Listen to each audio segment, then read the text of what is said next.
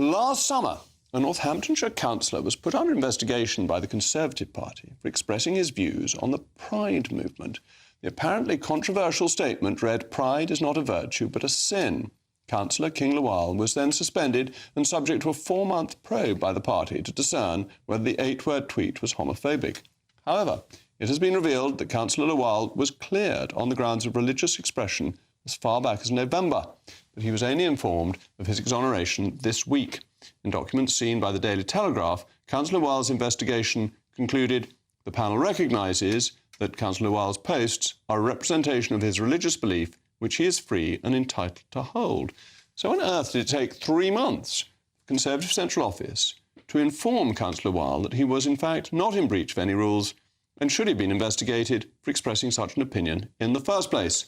Well, with me now is Councillor King Lawal himself. Thank you for coming back on. No problem at all. Pride goeth before destruction and haughty spirit before a fall. You were just referring to the Bible, weren't you? I was indeed. I was expressing my religious beliefs and my faith, and I don't think any Christian should be cancelled for doing that, just that. Indeed, and on the issue of pride, regardless of what the march is about, you wouldn't want a march to take place under one of the 7 deadly sins, would you? You wouldn't have a march for lust or gluttony or sloth or wrath or avarice or envy, just to show I know them all.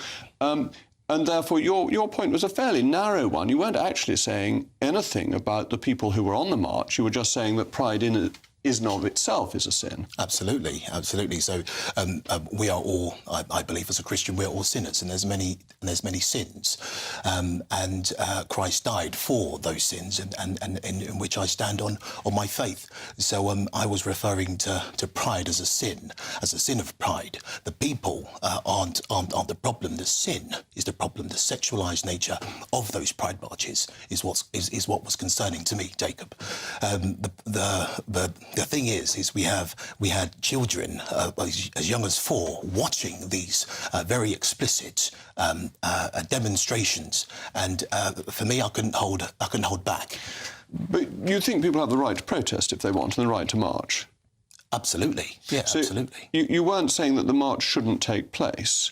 You were simply saying that you didn't want to be part of it. Yes, I mean, I don't have to agree with the marches, and the marches are political in its essence. Of course, people have the right to march, but I don't have to necessarily agree with their right to march in that way they did. And they have the right to lead the lives they choose to lead. That you're not trying to have a theocracy that determines how people lead their lives. Not at all. I'm a Christian. I stand on my faith. So I should be able to express my faith just as much as they are allowed to express their own,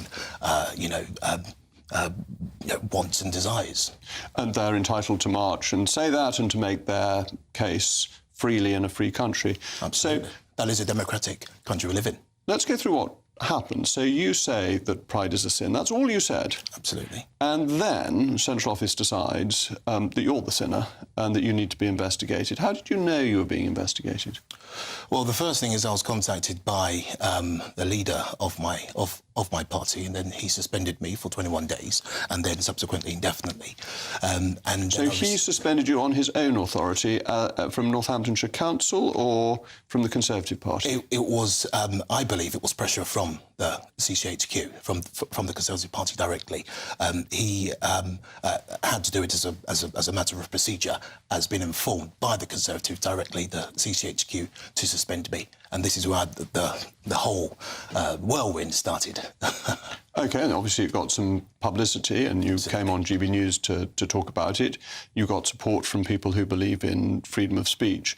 What was the process with Central Office? What did they ask you? How was the investigation carried out? So I was massively supported, it's important to state this, by Christian Concern through the Christian Legal Centre. Andrew Williams is a stormont champion for the Christian causes, and they I wouldn't have been able to get through this without their support legally and pastorally. Ultimately, there was a full investigation. It was one of the CCHQ managers of the membership managers that emailed me. He asked for a statement. he wanted some information about why I said what I did. He had the tweet, and it was quite odd, really. It was just a tweet on the investigation, respond to this, and within a number of days. Then with the support of the Christian Legal Centre, through Christian Concern, we put together a response and an expert opinion, an independent expert opinion, talking about the past precedents and the specific act, the Equalities Act, and my rights to be able to express my beliefs. And yeah, that's how. So you had legal advice I did, from indeed. Christian Concern to help you through this process. Absolutely. Did you get summons to Matthew Parker Street to have a hearing in person, or was it all done by correspondence? It was all done by correspondence. I sent in the expert opinion letter as well as my response to the membership governance managers at CCHQ directly, and I was responded to in November 6th, I believe. They came to their decision, but only let me know this week. Do you know what the reason for the delay was? Why did they take 3 months to let you know? I can only speculate, Jacob. Maybe they were waiting for the political wind to move. I'm not too sure. And you're now back fully as a member, as a councillor, as part of the Conservative group.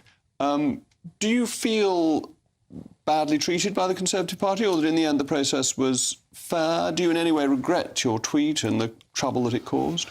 I think a win is a win. I feel vindicated, exonerated. I mean, it's great to be, for the Conservative Party to come to this decision, because at least they came to the right outcome at the end. But did they drag their feet? Absolutely. They took their time. I shouldn't have been investigated in the first place. Christians up and down the country should not feel like they'll be cancelled if they express their faith, because it sets an unwarranted precedent that you cannot speak out. But I think this decision has restored faith in the party from myself, and I'm sure others that's looking into this case as well, looking into what happened to me, will feel a bit of justice has been done. At least they've reached the outcome.